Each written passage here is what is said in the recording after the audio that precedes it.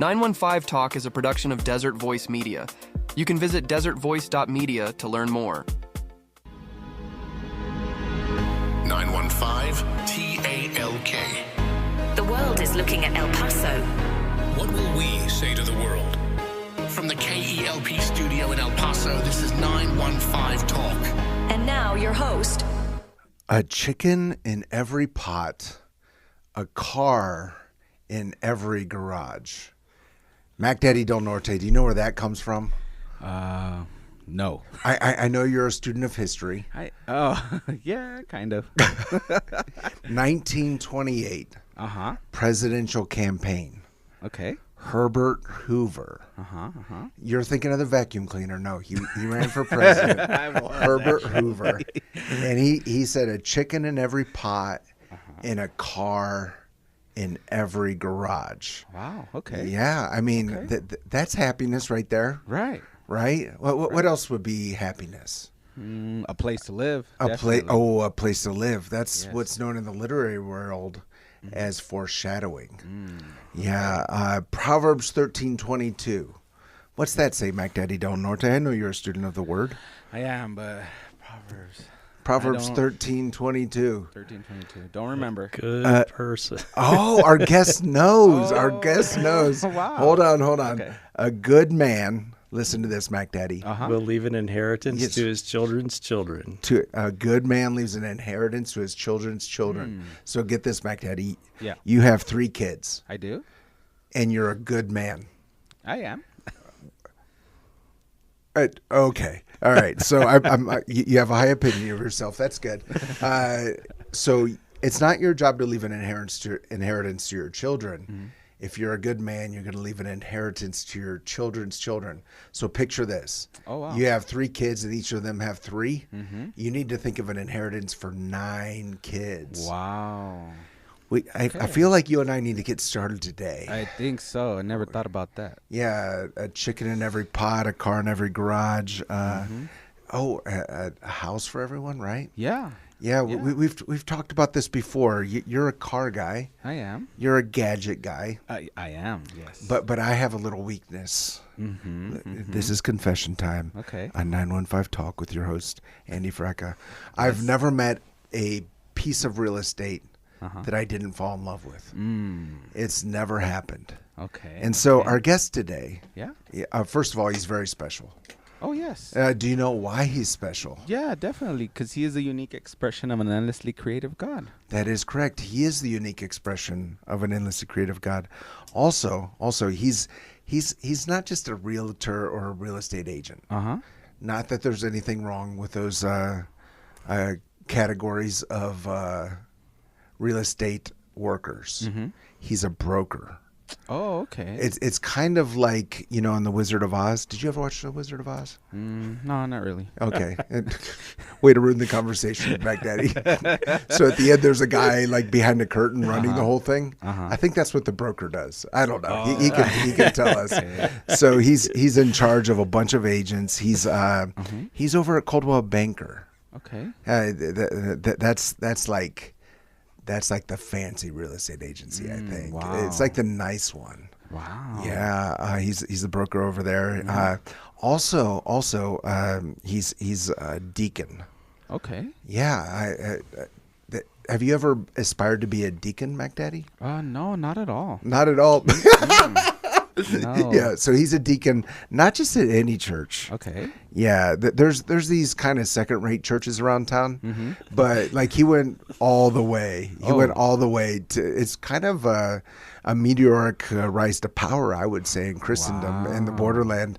He's a deacon at First Baptist. Oh wow! I was just there today, like an hour ago, and I was walking around. I was like, "This is nice." Yeah, and he's a deacon over there.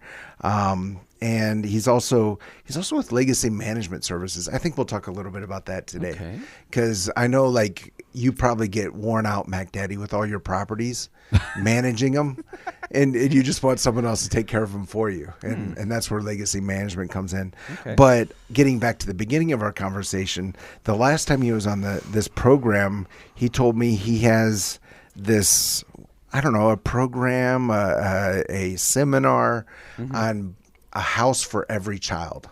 Okay. So you could leave every one of your children a house.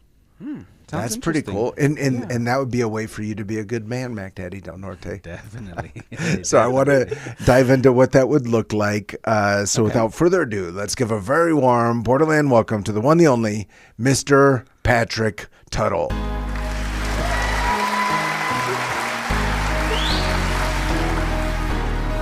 Patrick, welcome back to 915 Talk. Thanks, Andy. It's good to be here. Interesting that you led with that verse today. That is the driving verse behind what we started as Legacy Real Estate Services back in 2015. Okay. And it's on the wall of my office. You can walk in and you can see it on one of the posters up there.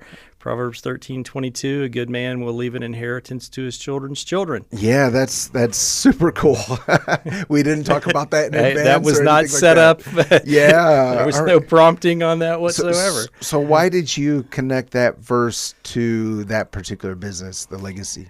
Well, when we created, my wife Raja and I, when we created Legacy Real Estate Services, it was all about creating a legacy for our children. Uh-huh. And that verse, as you know, and many people, most of the listeners know, the Bible is a great place for us to find the foundation of what it is that we do. So if we go back and we look at that verse in particular and we say, okay, why are you doing what you do?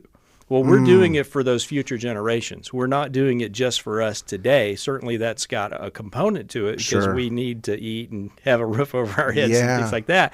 But we're really building that legacy for our future generations because all it takes is one generation to either go astray or to keep you on the path to whether that's salvation or to a great head start. Right. And you mentioned a house for every child. We talked about that the last time I was here.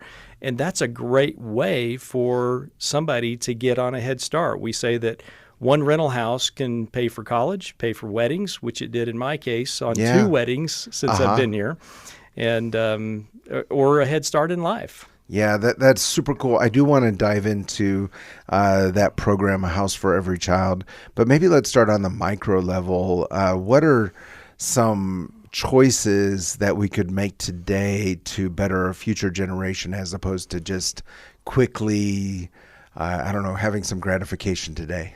Well, I mean, the obvious one, when you talk about legacy, you talk about an inheritance to the children's children. It's setting that good example, being the good person, and leading the future generations to Christ and getting that salvation through that, because it doesn't have to be a monetary, it doesn't have to be a physical thing, but the best thing that you can leave, the best legacy you can leave is future generations of Christians, future generations of believers, so that when I pass away, my grandkids, my kids, my great-grandkids, and many, many future generations are in salvation, in heaven with me, because I made that choice and I was able to influence them into future generations. Yeah, and I love that you're starting with that, that it's not just about leaving a big pile of cash.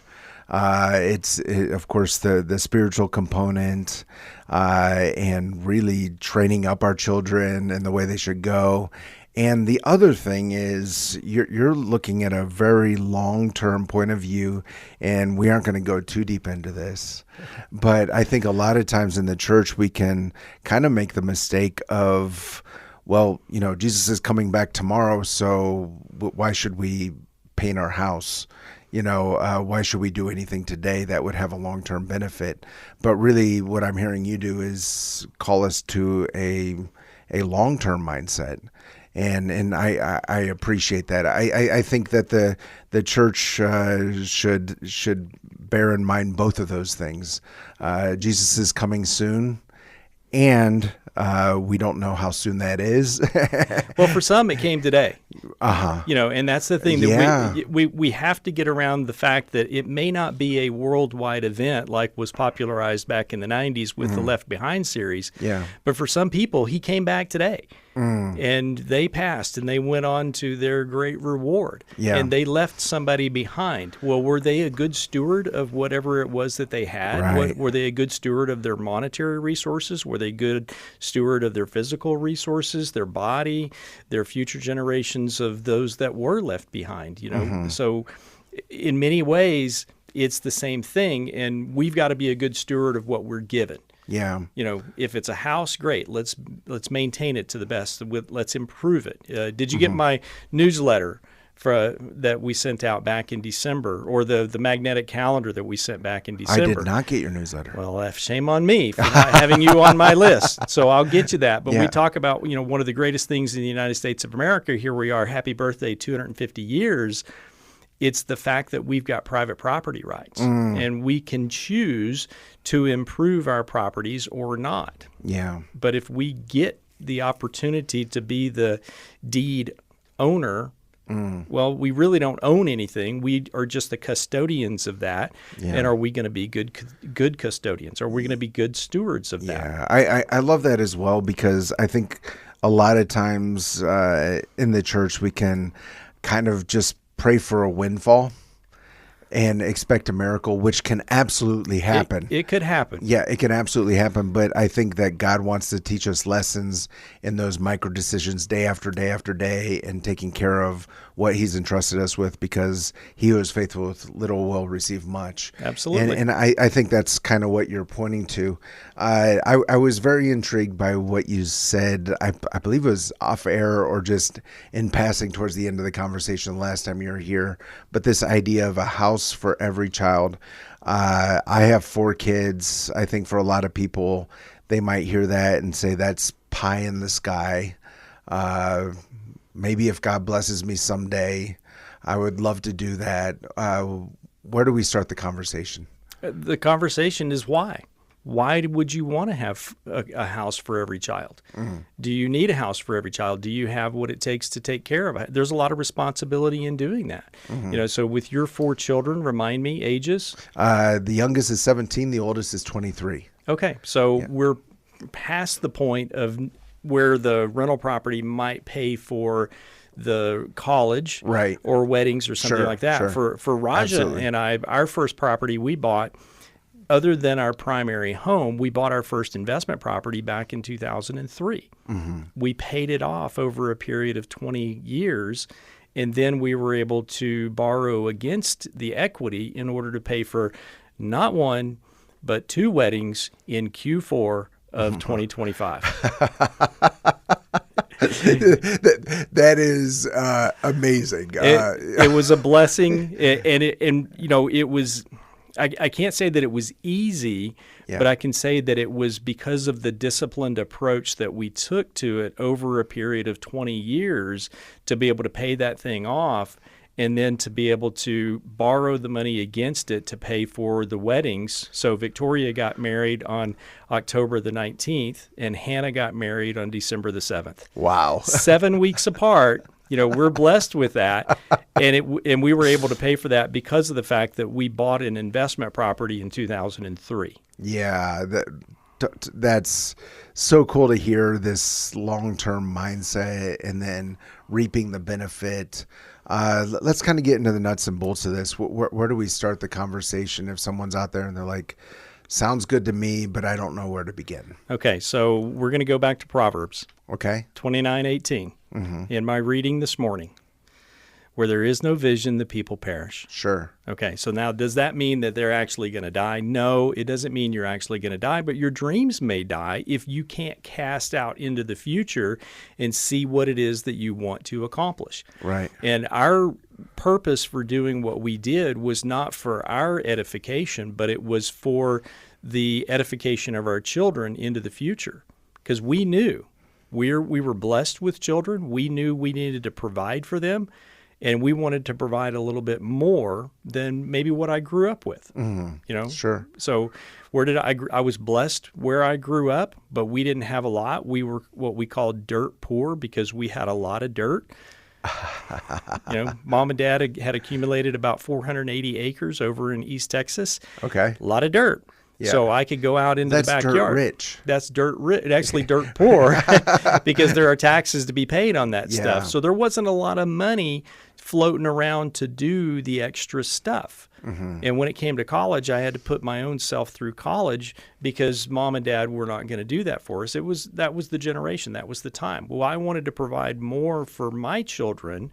So my wife and I, cast the vision of owning rental properties to where we could borrow against those and they could pay for college, weddings, or a head start in life. And that's what the premise is behind a house for every child.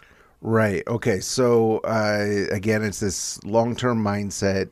You wanted to leave your kids with a little bit more than what you had growing up. Fulfilling that verse that you said, Proverbs 13:22, a good person will leave an inheritance to his children's children. Right. And I took that as, hey, we're going to do something that's physical to be able to generate some monetary assets out of that as well, and to be able to pay for the, and that's not right for everybody. Don't get me wrong. Yeah. I'm not saying, hey, everybody follow me and do what I'm doing. I'm saying this is an example of how it can work.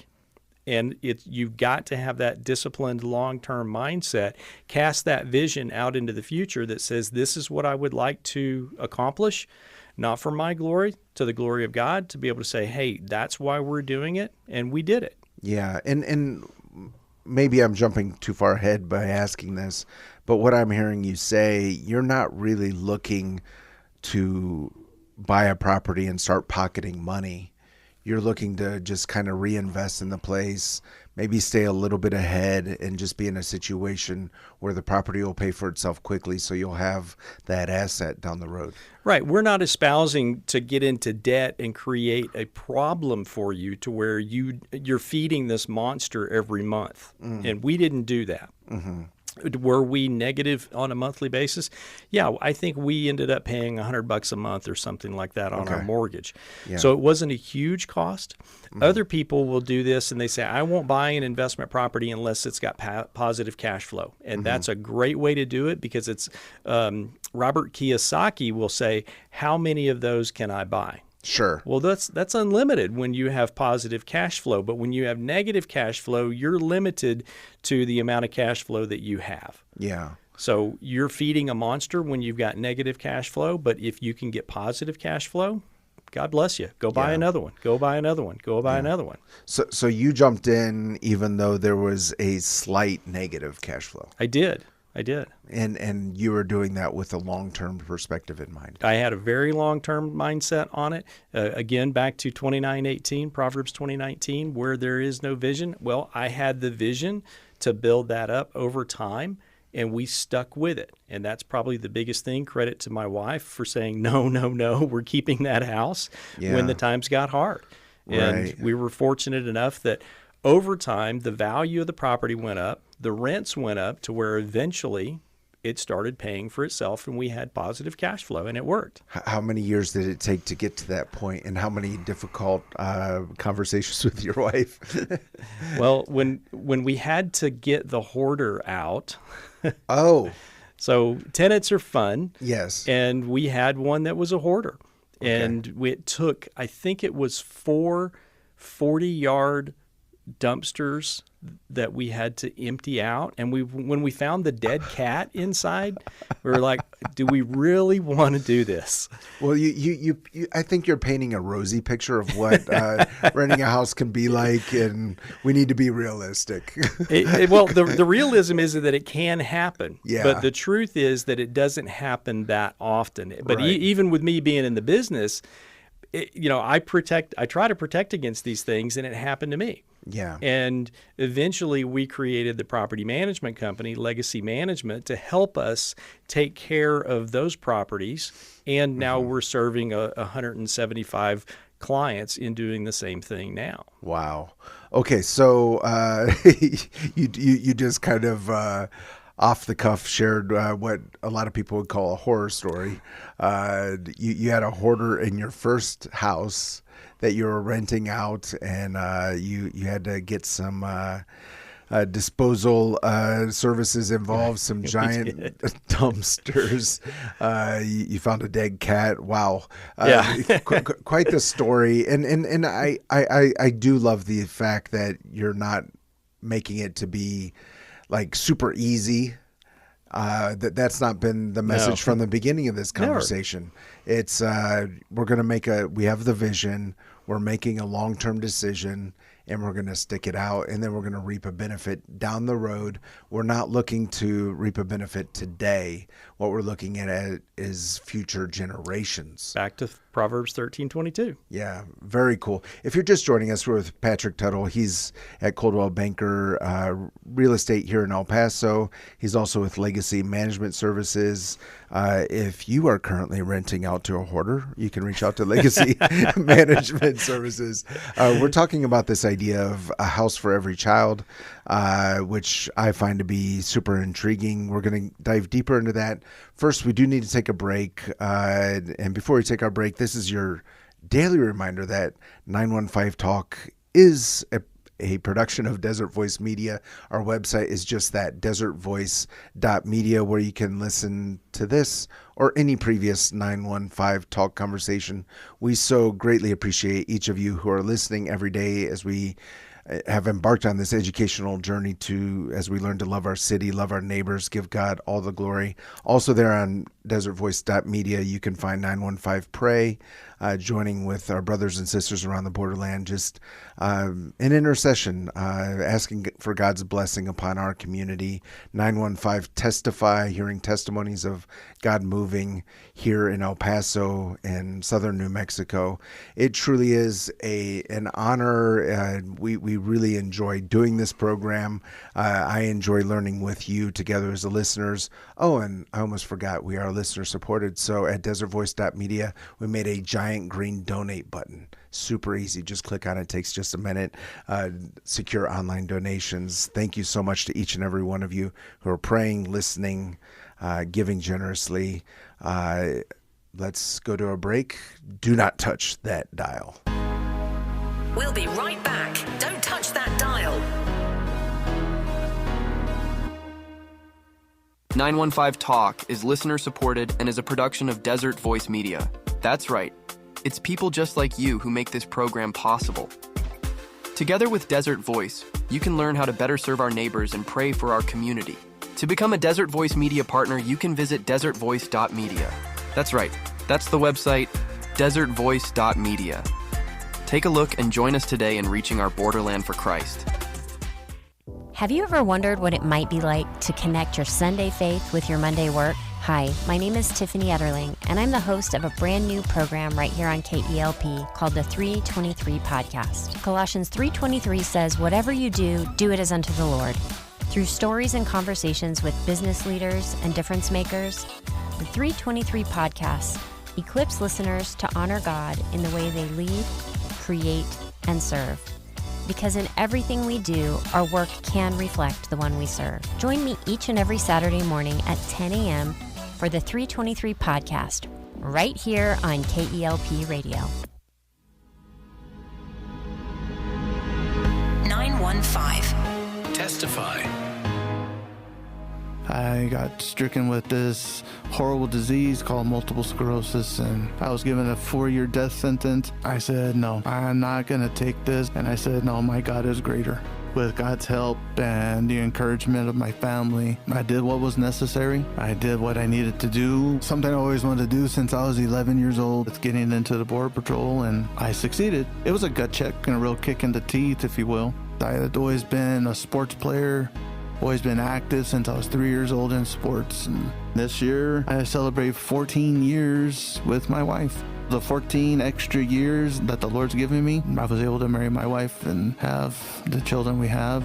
My name is BJ Hunt. I'm from El Paso, Texas, and I give all the glory to God. I wouldn't be here if it wasn't for what He did for me. And if He can do it for me, He can do it for you. And they overcame him by the blood of the Lamb And by the word of their testimony. desertvoice.media. We're back. You're listening to 915 Talk. We are back, and you are listening to 915 Talk. I'm your host, Andy Frecka. Today we're with Patrick Tuttle. He's over at Coldwell Banker Real Estate here in El Paso. Also, Legacy Management Services, and we're talking about leaving an inheritance for our children's children, the idea of a house for every child. Patrick, if someone's out there and they're like, sounds great, how much money do I need to begin? in El Paso. Like, can you? I know it's probably not exact, but what's a rough idea of where someone would need to be financially to at least get their toe into the market this way? It really depends on the situation, but that's a great question. And I was fortunate enough on that first property to where I didn't need any money. Oh, wow. I bought a property with zero money down. Okay. Now, this is something that back in the 80s and the 90s, there was a guy named Carlton Sheets that used to espouse this theory of buying a house with no money down. And it can be done. So I was actually given the opportunity to do that because of my reputation. And that was my down payment. So I got into it. Now, because of that, I paid more interest over the time. But you could possibly find a good investment property with maybe $5,000, maybe $10,000 out of pocket if you were able to qualify for a conventional mortgage to be able to do so. We have lenders that work with what's called a DSCR, a debt service coverage ratio type loan. Okay. Where as long as the property does what's called positive cash flow, they'll loan you money with a 20% down payment. Okay. So if it's a $200,000 property, maybe that's $40,000 out of pocket for that, plus your closing costs. But if you're going to go into it, one of the great things is we looked at a property last week. It's a duplex over on the west side. And if you were able to purchase that on an FHA loan, you could live in one side and rent out the other. Yeah. And maybe that's the way to do it. Yeah, that's something I've talked to my kids about as I have two in their early 20s and they're looking to real estate. I gave them that idea, go out and buy, it's a duplex or a twinplex. What do we call them? A quadruplex or a triplex or something like that. Yeah. I said, if you can rent out the other ones, the other people are paying off your mortgage. They're paying half of it or whatever, maybe more. Yeah. So it's not a requirement to have 20% down on an investment property. No, not at all. Okay. Not at all. All right. Yeah. And so what I heard you say is for certain loans, you would need to go to the lender and kind of prove that the house would have a return on investment. Right. So you're going to get a pro forma done. You're going to say, okay, I've got X amount of dollars for my down payment and my closing costs. The property is worth this. I need to fill in the gap. Mm-hmm. Okay, well, let's prove that the rent will be able to cover the mortgage on it. Mm-hmm. That's if it's going to be a second home. Yeah. If it's a duplex or a triplex or a quadruplex or something like that, then you're going to have your living expenses and you're going to have income coming in from 1 to 3 other units. Right. And maybe if you're a young single person, you do what many of the military folks do here in El Paso is they rent out rooms. Mm. And that works out very well for a lot of folks. I've got a client that I think it was 2011 that he bought the property. We've got it on the market for sale right now. Single guy. Had no kids. He bought a 4-bedroom house with the purpose of renting out 3 rooms to fellow soldiers, and he generated income off of that property. Now, he's retired from the military now, and he owns 5 properties around the country. Wherever his duty station was, he would buy another property and do the same thing. Mm-hmm. When he got transferred out, he just put a full family tenant in the property, and they continued to pay down his mortgage. Wow. Yeah. Okay. So it's not just the idea of a duplex or a fourplex. You could even rent out rooms. Probably for the military, it's there's an understanding culturally that we're all in the Army and we have certain expectations of each other, right? As compared to just renting out rooms to the general public. Right. Yeah. It reminds. Well, there's a joke I'll tell you offline, but the trust factor that comes into that. Sure. Now, we as property managers, we can't discriminate against people because of fair housing laws. But an individual homeowner can say, hey, I've got these 3 rooms or these 2 rooms, and I'm looking for a military person to come in. If they don't advertise that to the world, they can do that on their own. Mm-hmm. They can rent to whoever they want to. Right. But us, because we've got to follow the legalities of it, we've got fair housing laws to follow, mm-hmm. and we've got, as long as they can qualify, we have to rent them the house. Yeah. Wow. Yes. Super interesting. And again, just to throw numbers out there, It's as low as $5,000 or $10,000. Someone could potentially get started. Yeah. I do want to dive into more what those next steps could be, but first we're talking about menudo in every bowl. I thought it was going to be tamales. I mean, what is it, Victoria? What do we have coming up on Monday? Yeah, we're having tamales at the office because my wife got the baby in the rosca cake. Back on the Feast of the Ascension. Okay. Okay, so she got the baby Jesus in the rosca cake. Okay, so whoever gets that in the rosca cake is required to bring tamales. Right. To the office. Right. So that's how that works. That's how it works. So in addition to the menudo, you're gonna get tamales on Monday at the office. So we're putting it out to all the agents and the staff. Make sure to come hungry on Monday. We're having tamales at the office. Yeah, menudo in every bowl, tamales in every office. This is the true sign of prosperity in the borderland. With red sauce, by the way. Red sauce. Did you hear that, Mac Daddy? He said with red sauce. No! He's changed the answer since the last time I was here. We haven't even gotten to the speed round yet. Yeah, so anyway, we were talking about real estate. So if someone were to do that small down payment, kind of, I don't know if it would be fair to say put their pinky toe in the water, but they're getting started. And probably if you're leveraged to that level, you're not really looking at pocketing any money, and you have to look long term. At how many years down the road would you hope to see some kind of snowball effect on that? So we've done the math on it, and if you did a 30-year mortgage, you kind of crest the hill of interest to principal at year 14. Okay. And that's a long term to think about. The average homeowner stays in their home today about 11 years. Okay. So to think about staying there for 14 years on a rental property, if you did a 30-year mortgage on it, you're really thinking long term. Mm-hmm. Many people will do a 15-year mortgage or a 20-year mortgage on an investment property to pay it off faster. And certainly if you, let's say, one of our agents, Debbie, her daughter had a baby boy yesterday. So Liam, he's I count yesterday was day 0. Today's day 1. He's 1 day old. Mm-hmm. So if they bought an investment property for Liam, well, he's going to need money for college in about 18 years. So maybe a 15-year note is going to be what's right for Liam to get into an investment property.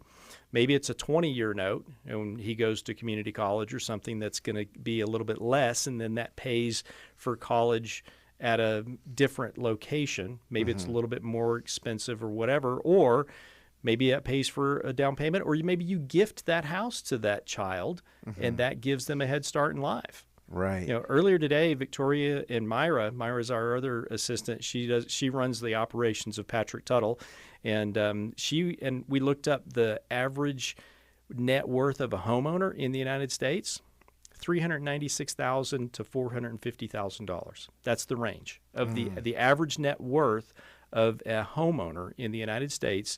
Baseline $396,000. Okay. Tenants, $10,400. Yeah, I absolutely believe that. Yeah. So there's a huge difference. So if you could, number one, buy your own primary residence, and then as soon as possible afterwards, buy an investment property. Because the majority of millionaires in the United States made their wealth partially, and many of them mostly, through real estate. They're not making any more of it. That's the old cliche. We're just improving what we have. Right. And Patrick, I do want to dive into where you see the market going here in El Paso. Maybe if you could paint a picture of some properties you see around town that are worth investing in. But first, we do need to take a break. This is the part of the program where KELP Radio would like to thank its impact partners. The impact partners are local businesses, nonprofits, churches, educational institutions that have joined us in our journey to serve our community through radio. And the impact partner I would like to point out today is Border Therapy Services. We were talking about them yesterday. They helped me with actually, it was excruciating back pain, and it was very helpful. Just one visit, and super interesting how they're doing that. The number there is 915-455-9143. If you're, especially back pain, I'm just going to throw that out today. Border Therapy Services, 915-455-9143. We're so grateful to all the Impact Partners. And if you are a business owner, manager, if you're interested in finding out what it would entail to become an Impact Partner, just reach out through KELPradio.com. We'd love to give you that information and see if we'd be a fit for each other. We're going to go into a break. Do not touch that dial. We'll be right back. Don't touch that dial.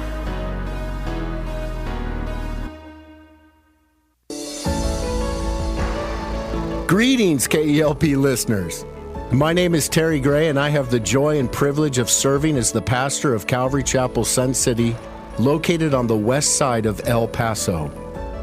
I also have the joy of connecting with the radio audience in the borderland through the Summons broadcast heard each weekday at 5 p.m. right here on this station. On Summons, we study the Bible book by book, chapter by chapter, verse by verse, precept by precept. Please join us each weekday at 5 p.m. for Summons right here on KELP. This is Pastor Steve Castrita. I'd like to extend the invitation for you to join us in service every Saturday at 5 p.m. at Redeeming Grace Church, El Paso. We are located at 2400 George Dieter inside Iglesia Philadelphia. We're a young church on the east side of El Paso with no smoke, no lasers, and no gimmicks, just the uncompromising Word of God and a call to win the 915 for Jesus Christ. We'd love to meet you and your family. God bless you, and thank you for listening to KELP. Greetings, KELP listeners. This is Terry Gray, pastor of Calvary Chapel, Sun City, and speaker on the Summons broadcast heard each weekday at 5 p.m. right here on this station. Calvary Chapel, Sun City is located at 960 West Borderland Road on the west side of El Paso. We hold services on Wednesday evenings at 7 and on Sunday mornings at 9 and 11. If you are without a church home, we would love to have you join us for worship and Bible study. You can find out more information about us on the web at www.ccsuncity.org. We're back. You're listening to 915 Talk. We are back, and you're listening to 915 Talk. I'm your host, Andy Frecken. Today we're with Patrick Tuttle. We're talking about a house for every child. Before we continue that, Patrick, so the website is ColdwellBankerElPaso.com. It's Coldwell Banker Heritage. What's the difference if someone's looking to buy or sell a house if they come to you as compared to someone else in town?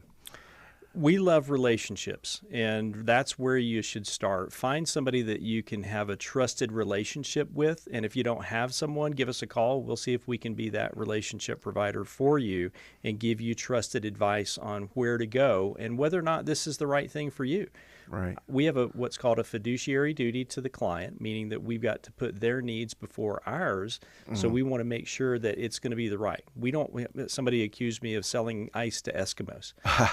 Well, that would be kind of unethical unless they're putting it in their iced tea or something. But they don't need it necessarily because they have lots of ice and things like that. So we don't want to do that. We want to make sure that if you have a need for ice or a house or for an investment property, that it's the right thing for you. So we have a series of questions that we would go through to determine, do you have the need for it? Do you have the desire for it? And can you make this a long-term investment? Because it's not something that you're going to buy this year and hope to sell next year. Sure. Unless you've put sweat equity into that home, you're probably not going to have a huge upswing in a 12-month or even a 5-year period of time.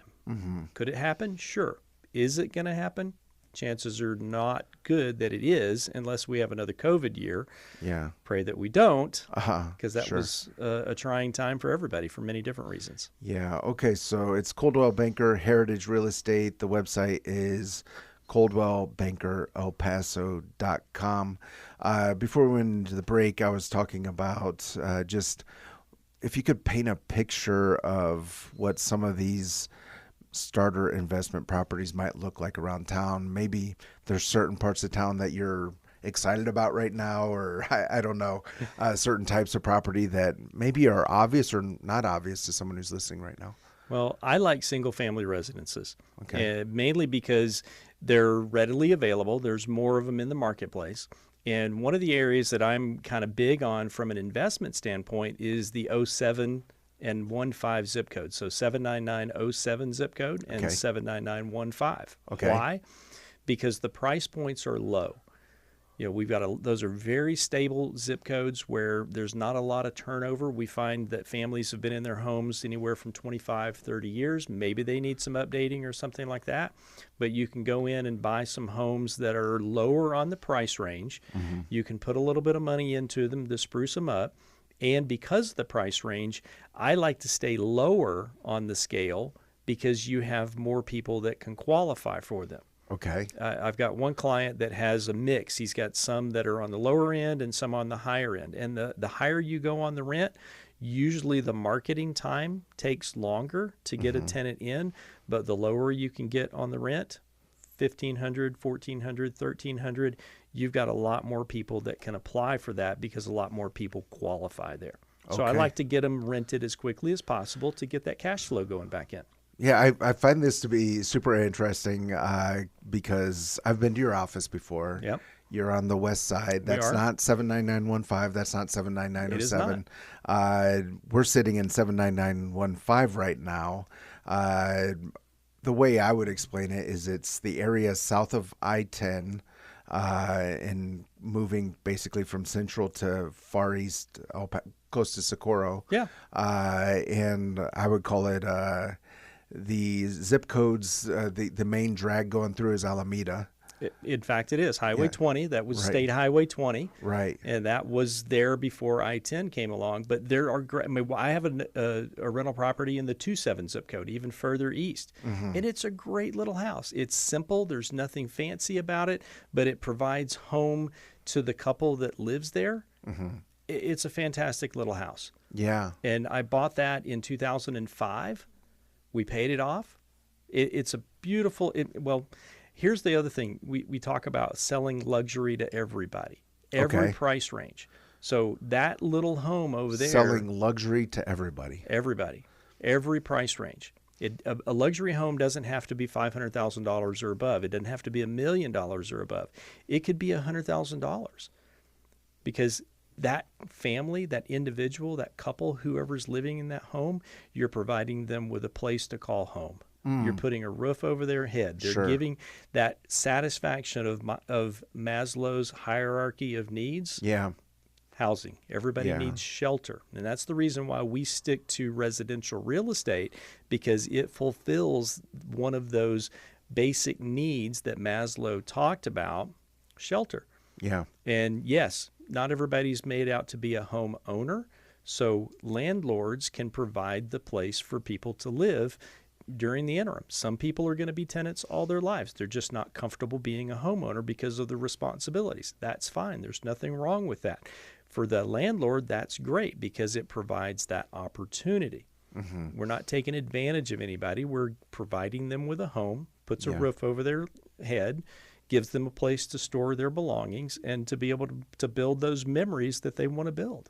Yeah, it's if I'm kind of reading between the lines here, and please correct me if I'm not getting this right, but if you find a house that's been lived in for a long time and maybe just needs some little bit of TLC, cosmetic kind of things, that's probably a great value. And if it's not a high-end luxury house, it's probably going to rent out a lot more quickly than if you buy a mansion and are expecting to rent it out for a ton of money every month. Right, because you have, I mean, it's just the law of large numbers. You have a much larger number of people that can rent on that lower end of the spectrum than you can on the higher end. I mean, just looking at this table that we have in front of us today, Yeah. this product that is on top of it, this Formica, Yeah. This is so out of style. I'm not trying to Mac criticize Daddy, anything. it seems like he's criticizing. I'm not dissing on you, but this is a great. It's my brother lives in a home that has the same Formica that was installed in 1966 when Dad built the house. Yeah. He lives there, and it's such a great product. But the higher you go in the price spectrum, people won't accept Formica. You got to have the granite, and not only the granite, but the higher you go up in the value, you need the Gucci granite. Yeah. So you can't even get the Walmart granite. Right. It's And the other part better. of that is just simply when one tenant moves out, it could be months before someone else moves in. It could be. Where when you're on the more budget end of the spectrum, probably much quicker someone was going to move in. It's not going to be vacant for as long. It's right. So you get that cash flow back, and somebody's helping you pay down that mortgage or increase your cash flow if you have the property paid off. The faster you get it rented, the better off you are. Yeah. Okay. So if someone's listening and they're like, well, that sounds kind of interesting, but I sort of don't know where to begin. They can give you a call and say, I have this amount of money, and tell me what to do. Is that a way of doing it? Call me and we'll have a consultation. We'll put together a strategy session with you to see, number one, is this right for you? Yeah. Do you have the vision long term to be able to say, okay, this is why I'm doing it. Cast that vision out. So give me a call. Let us sit down. And if you don't want to come talk to me one-on-one, we're having a workshop on March 28th. And that's going to be called A House for Every Child. Okay. We don't have the location set, but it's going to be from 11 o'clock to 1 o'clock on a Saturday, March 28th. As soon as we have the location, then we can put that out. We'll do the advertising and show you where you can go to that. We'll get you RSVP'd for it. It'll be about a 90-minute session. So we're budgeting a little bit of extra time, 11 to 1. It'll be on a Saturday, so most people can come and they can get their questions answered, and it's going to cause more questions, and we'll be able to set up a strategy session afterwards with folks to be able to answer more questions. Okay. March 28th, House for Every Child, time and location to be announced. I assume it'll be on your website. Absolutely. Coldwell Banker El Paso. .com. Okay, that's super cool and interesting. I love it. And I love also that you're looking at it, you're sketching out maybe a plan for someone, but what you're also saying is it's probably not for everyone. And someone could come and find out it's not for them, and then they can keep on looking for what's right for them. They might know somebody that it is right for. Right. And that's okay. And we're not here to try to push real estate on it. It's just what I do. I love it. You did it. Yeah. So you've got an affinity for it as well. It's just not right for everybody. But if you think that it might be, or you'd like to explore it, this is a great, safe place to come find out, ask the questions. There's no obligation to do so. It won't cost you a dime. It'll just cost you a little bit of time on a Saturday afternoon. That's super cool. Okay, Patrick, let's pull out your crystal ball. The fogginess. Yes. You want me to polish it today, do you? What's the real estate market in El Paso looking like currently? What's the trend right now, and where do you see us a few years down the road? Okay, so I've got to give the disclaimer. So my crystal ball does get a little bit foggy because daily events happen. Like yesterday, the Fed chose not to drop the overnight interest rate. They said, hey, the economy's doing good. We're going to leave interest rates where they are. So mortgage interest rates are running anywhere from 5.5% to 6% on the low end, and that's dependent upon how much cash you have in the bank, what your credit scores are, what type of property you're going to buy, et cetera. So with those kind of interest rates, we're expecting an increase in the buyer activity, which obviously will increase the seller activity as well. We have more inventory on the market this year, January of 2026, than we've had since probably 2013. Oh, wow. Yeah. So we got into, I know that it was in 2017 that I called what we call a seller's market, where we had fewer sellers and more buyers, and we were getting multiple offers on properties as early as 2017. That was exacerbated during the COVID years all the way up until 2023. 2024 fell off a dramatic amount, and 2025 was pretty much flat. So we're expecting that we're going to have an increase in the number of sales here in 2026 because of the combination of factors: availability of inventory, availability of cheaper, not the cheapest money that we've seen in our lifetime, but at least cheaper money, with interest rates hovering in the 5.5 to 6 range. Okay. So where are we going to see that? All parts of town. It's going to be all over town. Right now, we're looking at what's called the PCS season in the front window. That starts in March when the military starts moving out and people start moving in. We see that turnover every year. Oh, interesting. Yeah, so that starts in March and will continue through June, maybe July. Mm-hmm. So we've got this window of opportunity in that what's called the spring selling season, and people ought to be getting their homes ready to put on the market, because you're going to see a fresh run of buyers coming into the marketplace, whether it's fresh being from outside of El Paso or it's a move-up buyer that wants to move during the summertime when maybe the kids are out of school or something like that. Okay, so I heard you say two things that normally don't go together. Okay. Increased inventory and increased price. Okay. So the economics are usually when we get increased inventory, we get a decrease in price. Right. Yeah. Supply and demand. But what you're pointing to is, as interest rates go down, people will be snatching up those houses and the prices will go up, even though there are a lot of houses right now on the market. Right. If we go back to 2021, for example, we think, gosh, we had all this cheap money and we didn't have very much available homes. Well, how did we sell more homes in 2021 than we've ever sold if we didn't have availability? Mm-hmm. So we had increase in availability. They were just selling very quickly because people had cheap money. Oh, yeah. So we sold more homes in 2021 nationwide. We sold about 7 million homes, whereas in 2024, we sold about 4 million homes. Okay. So we actually had more come available. They just sold faster with cheaper money. And what happened to the prices? They went up. Right. Because there was that third factor. The third factor being the cheap money. Right. Yeah, I got into the market when the interest rates were at a all-time high, 7.75%, and but I have my October of 24. Yeah, exactly. Yeah, and I'm looking forward to those rates going down. We only have a few minutes left. Give me kind of the elevator pitch for the management service. Okay. Sounds expensive. It's not expensive. We operate on a flat fee model, and the reason we do that is so that you know every month what it's going to be. So we've got 3 different levels of service. We've got the silver, the gold, and the platinum plan. Okay. The platinum is the all-in. We'll do everything for you. We collect $250 a month per unit.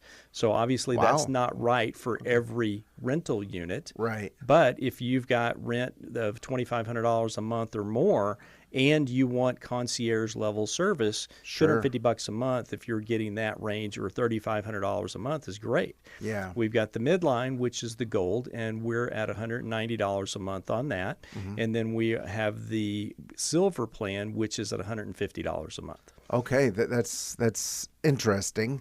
What do you take out the garbage if you have a hoarder, or like what actually goes into that? So at the office, including Victoria. So Victoria's here with us today, and she is our receptionist. She also does marketing for us, but you get 6 people working on it. And right now we've got about 225 properties that we manage. Wow. So from a property to people ratio, we've got the lowest number in town. Now, low is better. Mm-hmm. You want more people to be able to serve you. So I've got 2 property specialists. I've got my property manager. I've got me as the broker, Victoria as our receptionist, and then we've got Imelda, who is our document specialist, so that we can serve our clients to the best of our ability. Now, do we take out the trash if necessary? Yes. But the good news is that even though I had a bad experience with one of my tenants in the early days, that's a very low incidence. The majority of people are very good and they take care of the properties. Yes, there'll be some kind of discrepancy between the way that we turned it over to them to the way that they turn it back to us. And we call most of that normal wear and tear. It's not like they just went and sat in the living room and did nothing for a year or 3 years or whatever it is. So when we have a tenant that moves out of the property, we'll inspect it. We'll make recommendations on improvements. And then if we need to, we'll coordinate with the contractors to get the improvements done, put it back on the market, find a new tenant, screen the tenant, write the lease and put them in there and get you back into cash flow. Super cool. If you're just joining us at the end of this program, of course, this 915 Talk will be available on desertvoice.media, all podcast platforms as of tomorrow. We've been with Patrick Tuttle. It's ColdwellBankerElPaso.com. And then what's the website for the legacy? We have that at El Paso's, so ELPASOS, propertymanagement.com. Okay. El Paso's propertymanagement.com and Coldwell Banker Heritage. And the website is coldwellbankerelpaso.com. Patrick, always enjoy these conversations. I believe we get to know our community better through so many different perspectives, but in this case through real estate, and always enjoy having you on. It's a pleasure to be here. Thanks for inviting me back. As we always say, let's learn to love our city, love our neighbors, and give God all the glory. This has been 915 Talk. You have been listening to 915 Talk, a production of Desert Voice Media. To listen to this or any previous edition of 915 Talk, just visit desertvoice.media and click on the 915 Talk link.